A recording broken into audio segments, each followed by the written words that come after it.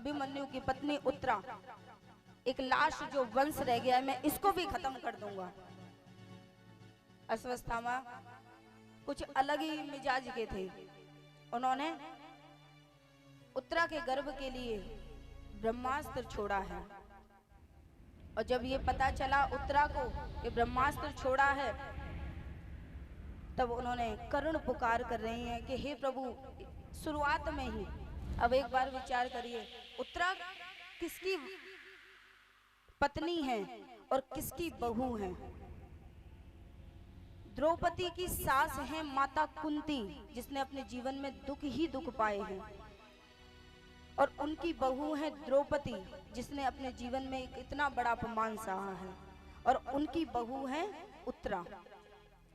और उत्तरा ने अपने पूरे कार्यकाल में ससुराल में यही देखा है कि मेरी सास ने, मेरी सबसे बड़ी सास है कुंती, उन्होंने कृष्ण को पुकारा है, मेरी सास है द्रौपदी, उन्होंने कृष्ण को पुकारा है। तो उत्तरा ने सर्वप्रथम किसी और को नहीं पुकारा, सीधे ठाकुर जी को समर्पण कर दिया है कि हे प्रभु, आप मेरी रक्षा करो। आज उत्तरा पुकार रही है कि हे कृष्ण, इस ब्रह्म शस्त्र से मेरी रक्षा करो। आज ठाकुर जी ने अपने भक्त के लिए, अब देखना, हम कृष्ण को दुख में पुकारते हैं, परंतु भगवान जी कहते हैं तूने पुकारा तो सही, मैं तो बैठा ही था तेरी रक्षा करने के लिए। वो दिन प्रतिदिन तुम्हारे लिए आता है। आज ठाकुर जी कभी गर्भ में नहीं गए, भगवान ने कभी भी इतने अवतार ले लिए, कभी गर्भ में नहीं करे, परंतु आज भक्त के लिए उत्तरा के गर्भ में अंगुष्ठ का रूप बनाकर ठाकुर जी ने प्रवेश किया है। बोले बाकी बिहारी लाल की, जो गर्भ में कभी नहीं जाते, ठाकुर जी एक भक्त के लिए उत्तरा की करुण पुकार से अंगुष्ठ का रूप बनाकर आज प्रवेश किया है उत्तरा के गर्भ में, और उससे रक्षा करी है। ऐसे होते हैं मेरे कृष्ण। और हम कब याद करते हैं उन्हें? जब हम दुख में हों, जब हम पे कोई संकट आया हो, हमें जब अपने ठुकरा देते हैं, तब हम कृष्ण को याद करते हैं। वो कहते हैं चल कोई बात नहीं, तूने याद तो किया, किसी भी समय याद कर। आज उत्तरा के गर्भ की रक्षा करी है। आगे सूत जी महाराज बताते हैं, इसमें पूरे महाभारत में एक रोल रहा है। ठाकुर जी ने बोला कि अगर हे कुंती बुआ, अगर तुम चाहती हो कि पांडवों की जीत हो, तो कौरवों में एक व्यक्ति ऐसा है, अगर उससे तुम्हें दो चीज मांग कर लानी है, अगर वो जीवित रहा, अगर उससे वो दो चीज तुम नहीं ला पाई, तो समझ लो पांडवों का अंत निश्चित है। वो कौन है? कर्ण, सूर्यपुत्र कर्ण। ठाकुर जी बोलते हैं कि मध्य रात्रि में जाती हैं कुंती माता ठाकुर जी के बोलने से कि जाओ कर्ण से उनके कवच और कुंडल लेकर आओ। एक कर्ण ऐसे थे जो जन्म से ही कवच और कुंडल में उनका जन्म हुआ था। माता कुंती के ही ये पुत्र हैं। आज माता कुंती गई हैं मध्य रात्रि में, मध्य रात्रि में जाकर कहती हैं, क्योंकि मध्य रात्रि में कोई स्त्री जाती है और कहती है कर्ण से कि हे पुत्र। जब पुत्र कहकर संबोधित किया है तो कर्ण कहते हैं कि मुझे पुत्र कहा, कि हे देवी तू कौन है, क्यों आई है मेरे पास? बेटा मुझसे कह रही, रिश्ता मुझसे क्या खास? कर्ण कहते हैं कि क्या खास रिश्ता है जो तुम मुझसे बेटा कह रही हो? तब कुंती माता कहती है, मैं तो खुद अभागी थी, तू भी किस्मत का हीटा है, जल में तुझे बहा दिया, तू कर्ण ये मेरा मेरा बेटा है, कि हे कर्ण तू मेरा बेटा है, जिसे मैंने तुझे जल में बहा दिया था। जब मैं कुंवारी थी तब तुमने मेरे उदर से जन्म लिया था और समाज के डर से मैंने तुम्हें जल में बहा दिया था। जब ये सुना कि कुंती मेरी माता है, पछाड़ कर नीचे गिर गई कि तुम मेरी माता हो, तुमने ऐसा क्यों किया? अगर तुम मेरी माता हो तो मुझे अपनाया क्यों नहीं तुमने? और ये बात तुम मुझे अब बता रही हो जब मैं कौरवों के साथ हूं और मेरे हाथों से मेरे छोटे भाई आज कर्ण रो रहे हैं और माता कुंती कहती हैं, वो ऐसा गम का प्याला था जिसे जीव्या पीने नहीं देती, गर जल में तुझे बहाती ना तो ये दुनिया जीने नहीं देती। कुंवारेपन में मैंने तुझे जन्म दिया, अगर ये बात समाज को पता चल जाती तो ये दुनिया मुझे जीने नहीं देती। तो तूने सिर्फ समाज के डर से मुझे बहा दिया। आज कह रहे हैं, कर्ण बता रहे हैं कि माँ कैसी होती है, मैं तुम्हें समझाता हूँ। देरे ना देरे ना देरे देरे ना देरे ना देरे ना देरे देरे ना देरे ना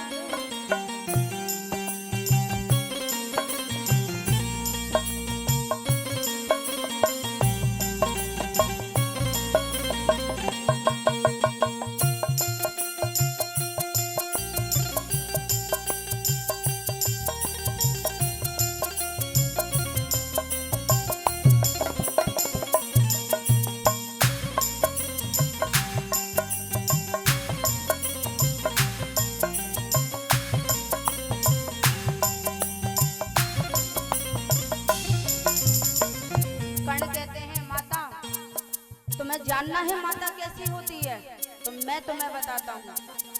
कर्ण कहते हैं, एक माँ अंगद की हर कोई न जाने नाम,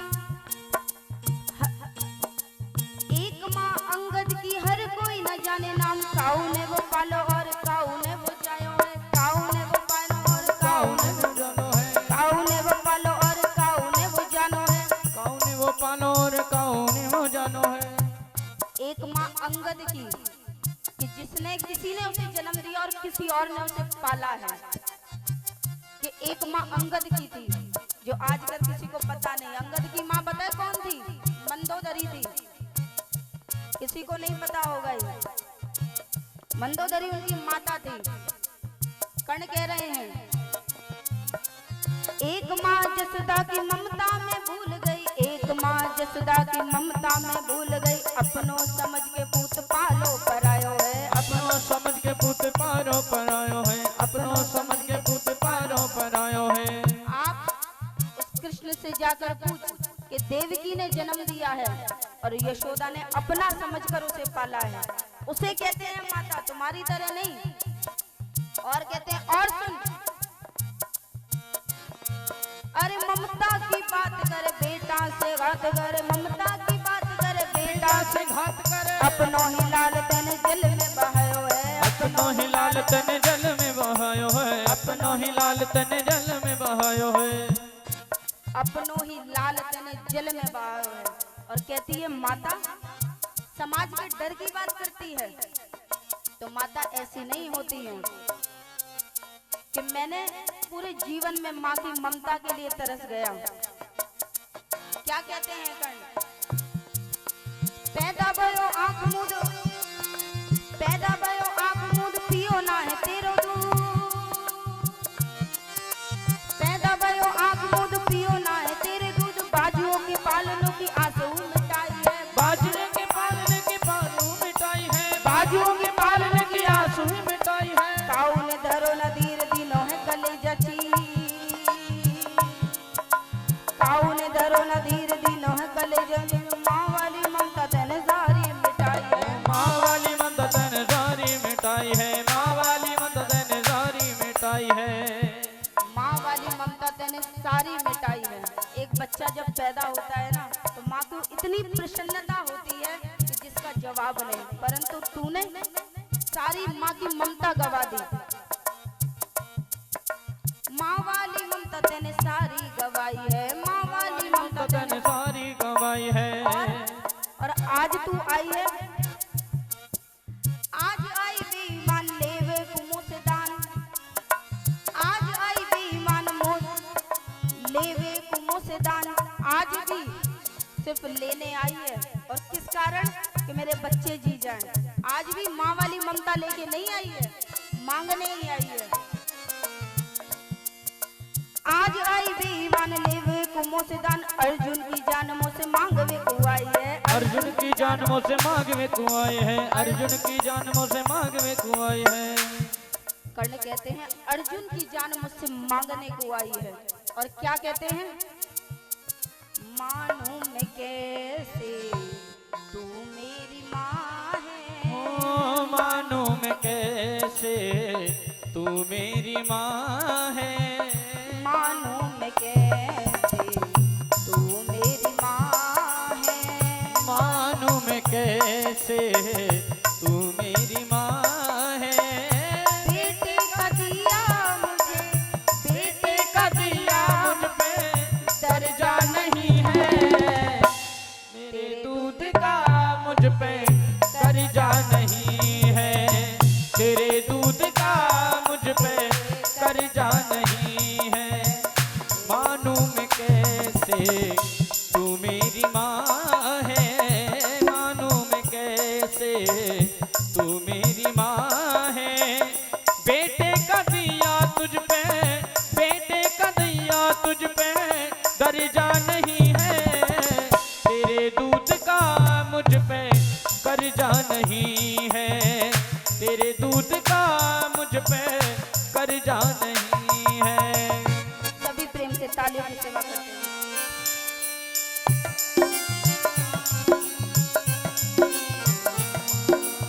ओ माँ मेरी माँ, मेरी माँ प्यारी माँ।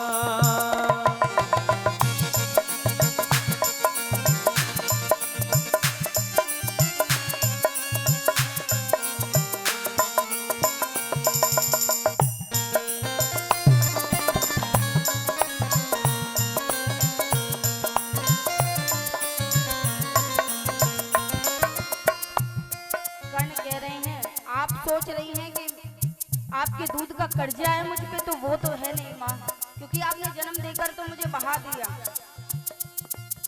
अब कर्ण कह रहे हैं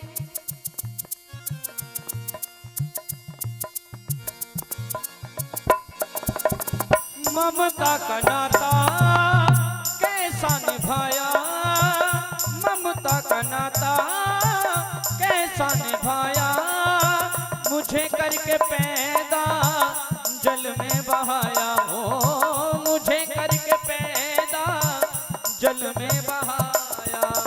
बहाना था तुझको मुझको, बहाना था तुझको मुझको, किया क्यों फिर पैदा, बहाना था तुझको मुझको, किया फिर क्यों पैदा। घुमाता कहूँ तो कोई, घुमाता कहूँ तो कोई हर्जा नहीं है। क्या कह रहे हैं कर्ण? कुमाता कहूँ तो कोई हर्जा नहीं है। क्यों? जबकि लाइन क्या आई है? क्या आई है लाइन? पूत कपूत सुने बहुत तेरे, माता सुने ना कुमाता। परंतु कर्ण क्या कह रहे हैं? कुमाता कहूँ तो, कुमाता कहूँ तो कोई हर्जा नहीं है, तेरे दूध का मुझ पे कर्जा नहीं है, तेरे दूध का मुझ पे कर्जा नहीं है।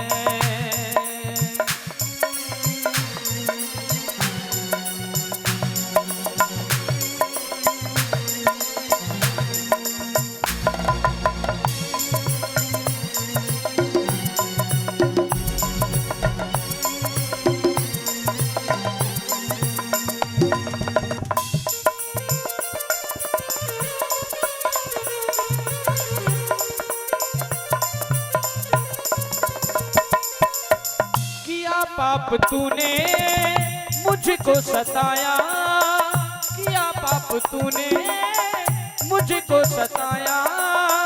सूत पुत्र तेरे अर्जुन धर्म ने बताया, ओ सूत पुत्र तेरे अर्जुन धर्म ने बताया।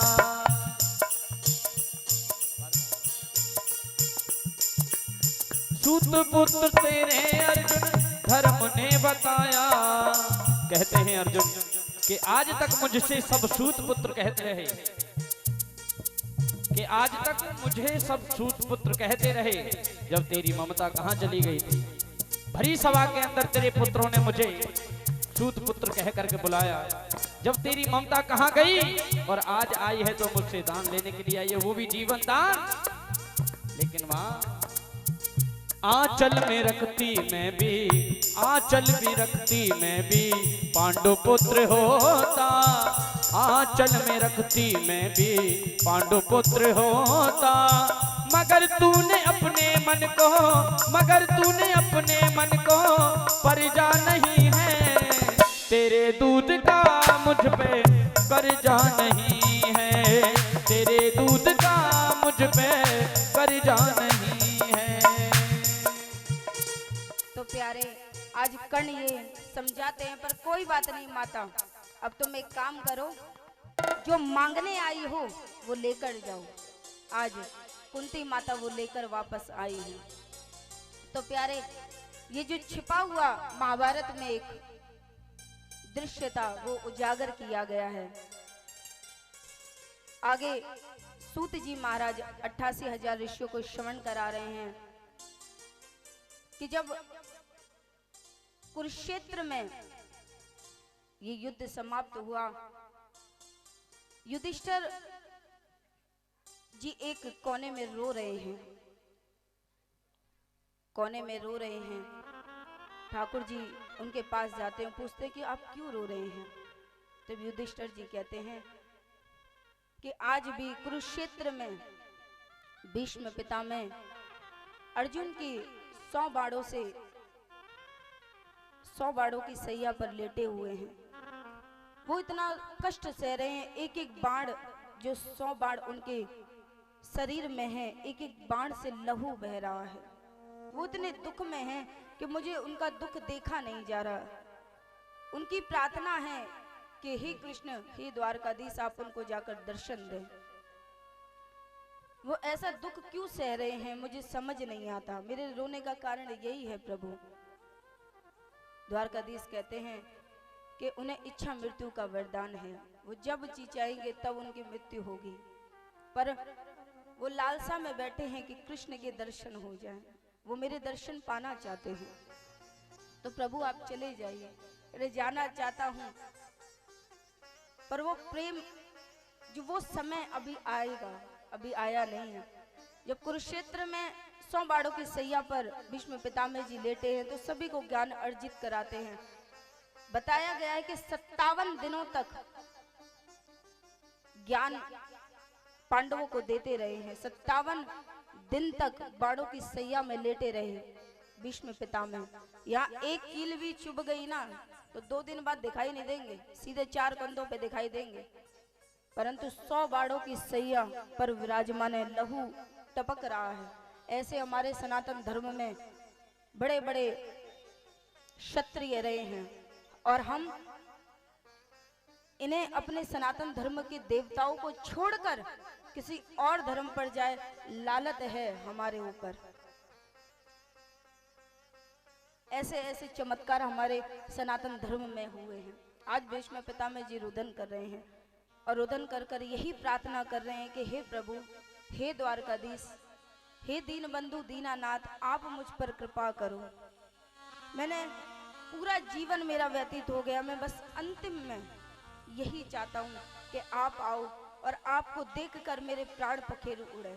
मैं कुछ नहीं चाहता, यही चाहता हूँ कि आप मुझे अपना दर्शन दो और ये शरीर में जब तक सांस रहे तब तक मैं तेरा गुणगान करता रहूं। और कहते हैं कि वफा में हुनर एक तैयार करना है, वफा में हुनर एक तैयार करना है। सच कहूं तो एतबार करना है। तुम आओ या ना आओ ये तुम्हारी मर्जी, हमें तो सिर्फ तेरा इंतजार करना है, हमें तो सिर्फ तेरा इंतजार करना है। विष्णु पिता में विचार कर रहे हैं कि भगवान आप आओ या ना आओ, मेरा तो कार्य यही है कि मैं तुम्हें सिर्फ याद कर सकता हूँ। इस शरीर में जब तक क्षमता रहेगी मैं आपको पुकारता रहूंगा। आप आओ ना आओ ये आपकी मर्जी है। बस जो मानव चोला आपने मुझे दिया है इससे मैं सत्कर्म करता रहूं और निरंतर आपकी याद में रोता रहूं, यही मेरी प्रार्थना है। अब विष्णु पितामह जी कहते हैं कि सांस देना प्रभु इतनी तो कम से कम, सांस देना प्रभु इतनी तो कम से कम, तुमसे मिलने से पहले न निकले ये दम, तुमसे मिलने से पहले न निकले ये दम। आज भीष्म पितामह जी कहते हैं कि हे प्रभु हे द्वारकाधीश, इस शरीर में इतने प्राण दे देना कि मैं आपकी प्रतीक्षा करता रहूं और मैं आपकी प्रतीक्षा तब तक करूंगा जब तक आप आ नहीं जाते। यही प्रार्थना है मेरी। सांस देना प्रभु इतनी तो कम से कम, सांस देना प्रभु इतनी तो कम से कम, तुमसे मिलने से पहले न निकले ये दम, तुमसे मिलने से पहले न निकले ये दम, तुमसे मिलने से पहले न निकले ये दम। सभी भाव से कृष्ण को याद करते हुए तालियों की सेवा करते हुए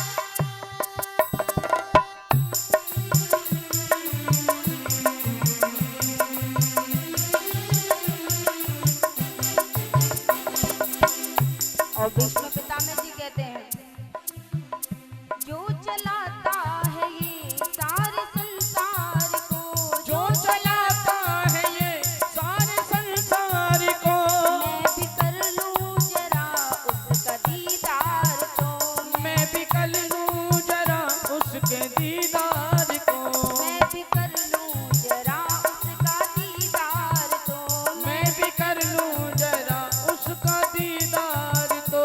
क्या पता फिर मिले, क्या पता फिर मिले ना मिले ये जन्म, क्या पता फिर मिले ना मिले ये जन्म, तुमसे मिलने से पहले ना निकले ये दम, तुमसे मिलने से पहले न निकले ये दम। सांस देना प्रभु इतनी तो कम से कम, सांस देना प्रभु इतनी तो कम, तुमसे मिलने से पहले ना निकले ये दम, तुमसे मिलने से पहले न निकले ये दम। अब जब ये प्रार्थना है और क्या कह रहे हैं, गोविंद चले आओ गोपाल चले आओ, गोविंद चले आवो, गोपाल चले आवो, गोविंद चले आओ गोपाल चले आओ, गोविंद चले आवो, गोपाल चले आवो। जिस तरीके से आप बुला रहे हो ना, बगल का पड़ोसी भी नहीं आएगा। दोनों हाथ उठाकर और क्या कहेंगे, चले आओ चले आओ चले आओ, ओ चले आओ चले आओ चले आओ चले आओ। दोनों हाथ उठा रखे हैं, चले आओ चले आओ चले आओ चले आओ चले आओ चले आओ चले चले आओ चले आओ। कोई के पार चले आओ सरकार चले आओ, एक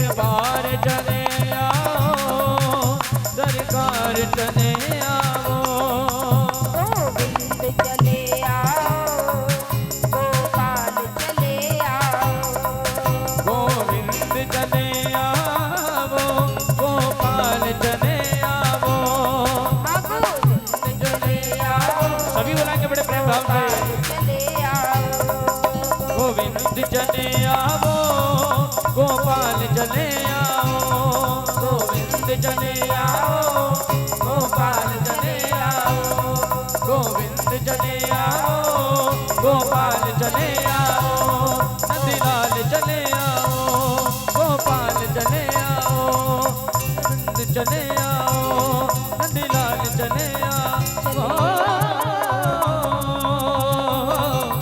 हे नंदलाल जने आओ। बोली द्वारकाधीश भगवान की। जय हो। वैसे सच बताओ, आप लोग खाना पीना नहीं खाकर आते हो, या जो भागवत में प्रसाद मिलता है उसी पे रहते हो पूरा दिन? इतने सीधे तो नजर नहीं आ रहे आप। चेहरे पे देखो कैसे गाल बढ़िया मोटे मोटे हो रखे हैं। लगता तो नहीं है कि आप इसी प्रसाद पे हो। हम तो पूछो कोई जो सवेरे से कुछ भी नहीं खाते, हम एक टाइम भोजन कर रहे हैं। क्योंकि प्यारे क्या होता है कि भगवान के जो माता पिता के जो समीप बच्चा होता है, जिससे प्रेम करते हैं भगवान जी ज्यादा, विशेषकर जो ज्यादा ही हिस्ट्री जानता है, तो भगवान जी क्या कहते हैं, तेरा ही ये काम है, तू कर। ये कहते हैं अगर हमने कुछ भी नादानी करी, कुछ भी गलती करी, तो सीधा कांटेक्ट हमारा कटेगा। तुम्हारा क्या है, तुम तो बोलोगे हम तो जानते ही नहीं थे। तो इसलिए भैया कुछ बोल लिया करो। हमें पता है, हमें तो बोलना ही बोलना है। हमने आचार्य जी का कुर्ता पकड़ रहा है, आपने हमारा कुर्ता पकड़ लो, तर जाओगे, है ना? यही सोच के बैठे हो आप लोग तो भैया जो होगा व्यास जी कर देंगे, हमें तो सुनने से मतलब है। पहले करो फिर पाओगे, करना तो पड़ेगा। आज भीष्म पितामह की करुण पुकार सुनकर मेरे द्वारकाधीश कुरुक्षेत्र में आए हैं, उन्हें दर्शन दिए हैं।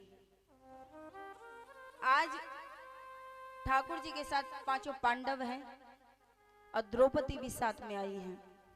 अभी तक 57 दिन में द्रौपदी नहीं आई थी, अब आज आई हैं द्वारकाधीश के साथ। द्वारकाधीश ने कहा चलो द्रौपदी अंतिम बार भीष्म पितामह जी के दर्शन कर लो। ठाकुर जी के साथ आए हैं। ठाकुर जी पीछे खड़े हैं, पांचों पांडव बैठे हुए हैं, द्रौपदी भी बैठी हुई हैं। आज बहुत सुंदर ज्ञान दे रहे हैं भीष्म पितामह। कह रहे हैं पुत्र, एक बात का हमेशा ध्यान रखना, अपने क्षत्रिय वंश का, अपने क्षत्रिय कुल का हमें सम्मान बढ़ाना, उसका सम्मान बढ़ाना, उसकी लाज नहीं जाने देना। जब ये लाज वाली बात सुनी है तो द्रौपदी ने एकदम उनकी हंसी छूट गई, हंस गई। जब भीष्म पितामह जी ने पूछा कि आपके हंसने का कारण क्या है, तो द्रौपदी जी शांत हो गई। एक बार में उत्तर नहीं दिया, पुनः पूछा कि बताइए आपके हंसने का कारण क्या है? इतने भावपूर्ण भजन, भावपूर्ण सत्संग यहाँ चल रहा है, मैंने क्षत्रिय वंश के अच्छे कार्य के लिए मैं उन्हें ज्ञान दे रहा हूँ, आपकी हंसी, क्योंकि भरी सभा में या जहाँ ज्ञान अर्जित हो रहा हो वहाँ स्त्री महिला का अक्षमात हंसना क्या सूचना देता है, क्या दर्शाता है ये? और जब बड़े बैठे हों और स्त्री एकदम हंस जाए तो ये एकदम गलत है। द्रौपदी के हंसने का कारण पूछते हैं। द्रौपदी ने आज बोला कि ये जो आप लज्जा वाली बात कह रहे हैं, मान सम्मान की बात कर रहे हैं, ये उस दिन कहाँ चली गई थी? ये ज्ञान उस दिन कहाँ चला गया था जब बड़ी सभा में मेरी लाज खींची जा रही थी, मेरी साड़ी उतार रहा था दुशासन? ये ज्ञान आपका कहाँ चला गया था?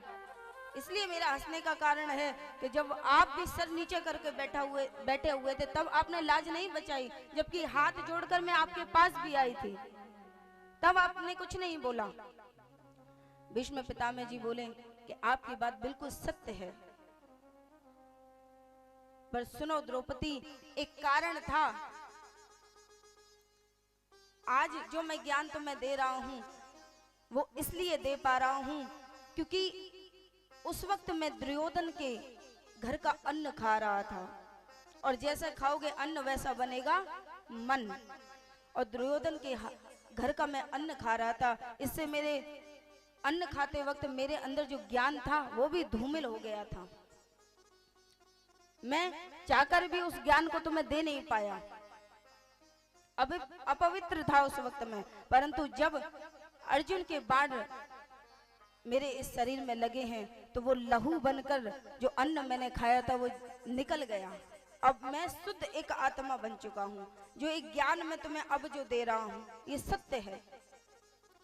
तो प्यारे ध्यान रखा करो कि जहाँ भी हम अन्न खा रहे हैं, जहाँ का भी हम भोजन कर रहे हैं, वो किस प्रकार हमें प्राप्त हुआ है,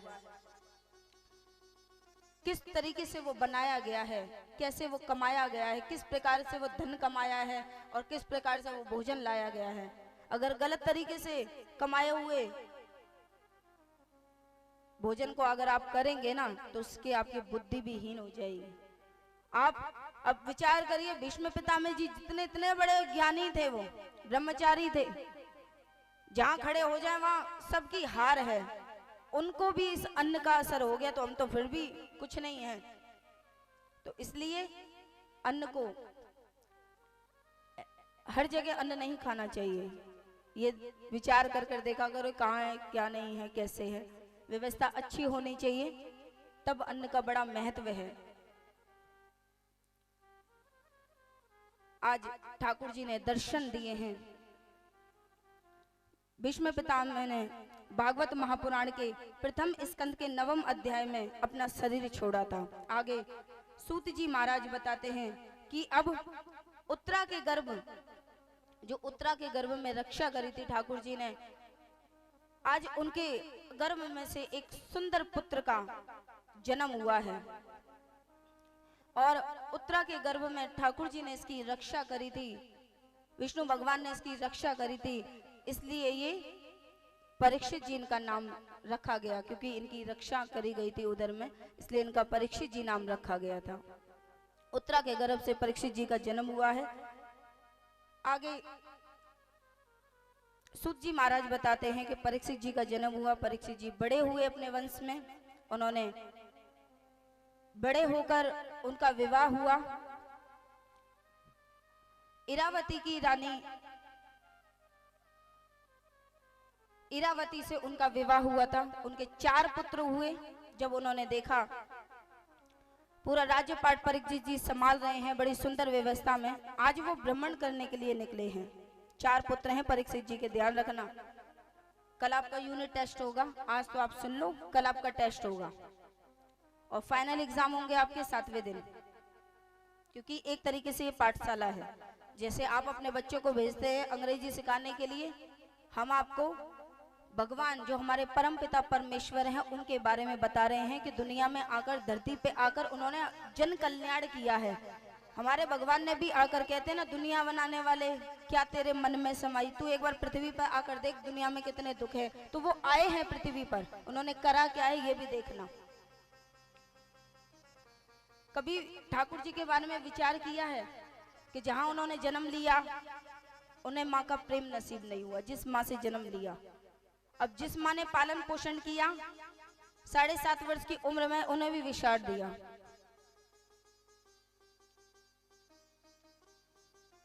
ठाकुर जी को खुद का मामा मारने में लगा पड़ा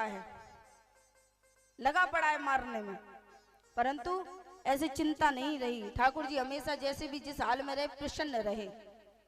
ये मत कहो सारी आपदा हम पर भी है, भगवान ने भी सारी आपदा झेली है, परंतु हंसते मुस्कुराते जीवन काटा है। और हमारे को थोड़ा सा दुख क्या, बिजली का बिल ज्यादा आ गया तो हमारी चिंता ऐसी कि ऊपर से आत्महत्या कर लो। बिजली का बिल इतना आ गया, पानी का बिल इतना आ गया, बहू ने मुझसे ऐसे कैसे कह दी, मेरा तो जीवन खराब है, बहू ने मुझसे ऐसे बोल दी। अरे जिसे पाला पोसा बड़ा किया उस बेटे ने मुझे बाहर निकाल दिया, मैं आत्महत्या करूं। जीवन को कितना हमने कैसे समझ लिया है। सबसे अनमोल रतन है मानव जीवन, बहुत अनमोल है ये, इसे यूं ही व्यर्थ ना करें। हम बहुत कुछ कर सकते हैं, बहुत कुछ, पर जिस दिन ये ठान लो ना, तब व्यक्ति जब तक कुछ ठान ले ऐसा हो ही नहीं सकता, वो कर नहीं सकता। सब कुछ कर सकता है, सब कुछ, पर करना ही नहीं चाहते। पड़ी किसको है, क्यों करें हम। भगवान है तो सही, दोबारा अवतार ले लेंगे, दोबारा कर देंगे। हमारे परम पिता परमेश्वर को गए हुए 5,500 वर्ष हो गए। हमारा दायित्व बनता है कि जो हमारे परम पिता परमेश्वर यहाँ ध्वजा लहरा के गए थे, गौ माता की रक्षा करते थे, सेवा करते थे, वही कार्य हम भी करें। पर नहीं, हम क्या वो कार्य करते हैं? हम केवल कृष्ण को मानते हैं, जानते नहीं। जिस दिन जान लिया तो आप वही कार्य करोगे। हमारे कृष्ण को क्या अच्छा लगता है, क्या अच्छा नहीं लगता है, हम ये तो जानते हैं। उसने 16,108 विवाह किए, पर क्यों किए ये नहीं जानते। जानते हैं? छठे दिन पूछेंगे आपसे कितने जानते हैं। फिलहाल अभी आप इस पर ध्यान दो। कल आपके यूनिट टेस्ट होंगे। आज जो सिखाया जा रहा है वो कल आपका टेस्ट होगा। अब ये नहीं कि कल तुम छुट्टी मार लो। आधे से ज्यादा बच्चे ऐसे ही करते हैं कि पेज ही फाड़ देते हैं, होमवर्क इसी में मिला था हमें। वो मत करना, मुझे सबके चेहरे याद रहते हैं। और जो भी उत्तर देगा उसको यहाँ से हमारे आचार्य जी के ऐसा खजाना देंगे, आप तिजोरी में रखेंगे ना उसको, तो कभी तिजोरी खाली नहीं होगी। अब तो हम बड़े ध्यान से सुनेंगे। यही तो चाहते थे हम कि हमें धन दौलत मिले।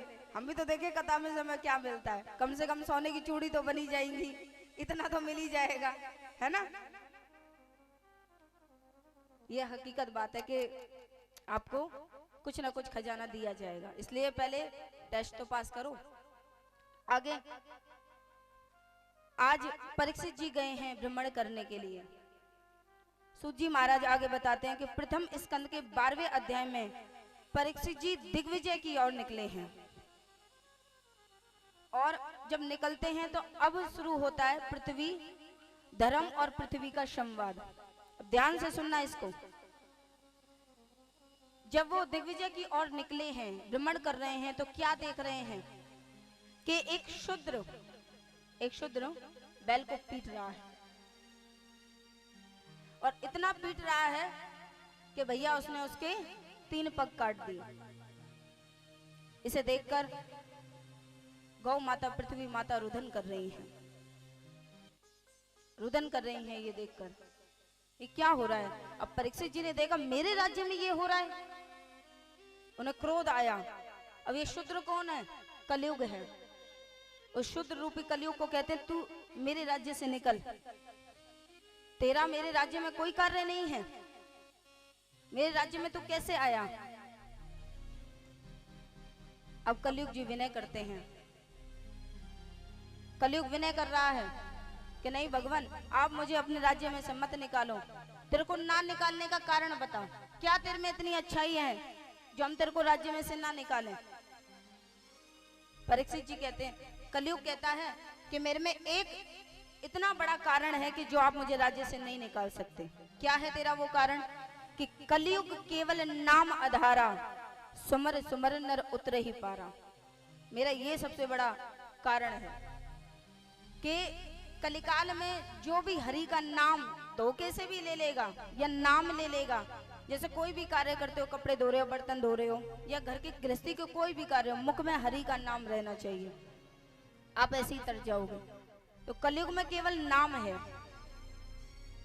तो मेरा ये सबसे प्रमुख कारण है, ना यज्ञ करना, हवन करना, तपस्या नहीं करनी, कुछ नहीं करना, केवल भगवान का नाम लेना है।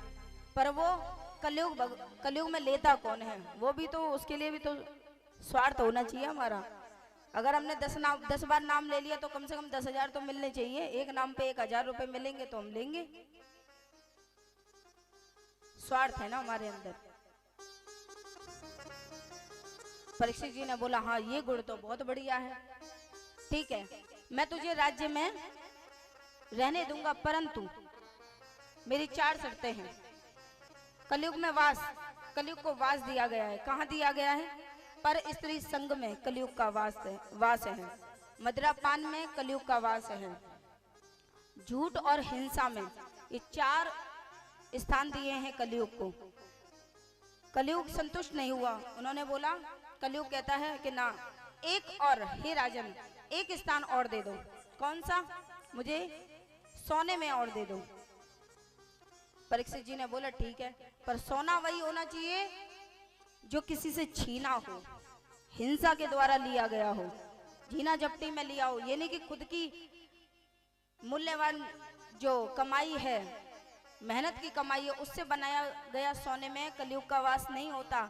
कलयुग का वास किसी से छीना झपटी में, हिंसा में खींचा हुआ सोने में कलयुग का वास होता है। बहुत से लोग कहते हैं ना कि सोने में कलयुग का वास है। अम्मा तो बोल देना कि देवी जी आप नहीं पहना है सोना।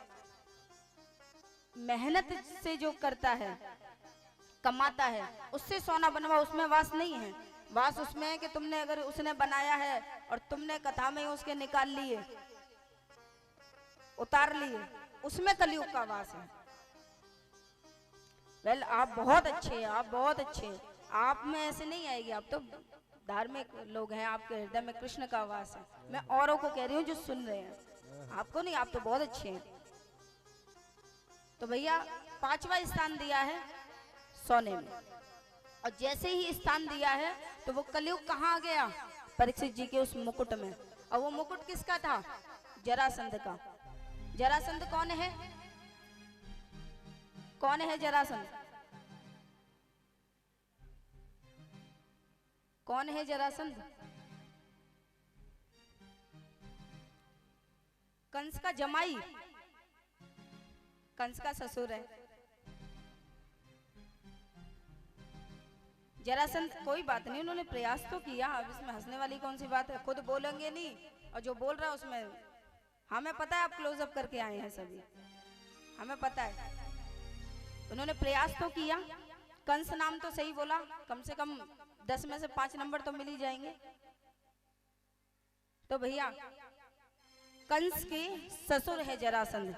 जब ठाकुर जी ने मार दिया कंस को, तो जरासंध का वो मुकुट था जो वंशावली के अनुसार परीक्षित जी को प्राप्त हुआ। परीक्षित जी को प्राप्त हुआ है, वही उन्होंने मुकुट पहना है। कलयुग का वास हो गया। अब वो निकले हैं भ्रमण करने के लिए। भ्रमण करते करते संध्या बेला आ जाती है, वनवास वन में जा रहे हैं। उनको प्यास सताती है, प्यास लग रही है। उन्होंने देखा दूर से एक कुटिया है, उस कुटिया में जाते हैं, अपने घोड़े से उतरते हैं और कहते हैं, हे मुनि, मुझे प्यास लग रही है, क्या मुझे जल मिलेगा? अब मुनि ध्यान में बैठे हैं, संध्या बेला है, ध्यान में बैठे हैं। अब एक बार बोला नहीं सुना, दूसरी बार बोला नहीं सुना। उन्होंने सोचा ये मेरा अपमान कर रहा है, मैं यहाँ का राजा हूँ और ये मेरी बात को नहीं मानते। उन्हें क्रोध आ गया। उन्होंने वहां पे देखा एक मरा हुआ सांप है, उन्होंने वो सर्प लिया और मुनि के गले में डाल दिया और वहां से चले गए। जब शमक मुनि के गुरु ने देखा, शिष्य ने देखा कि उनके गुरु का अपमान हुआ है, तो उन्होंने तुरंत जाकर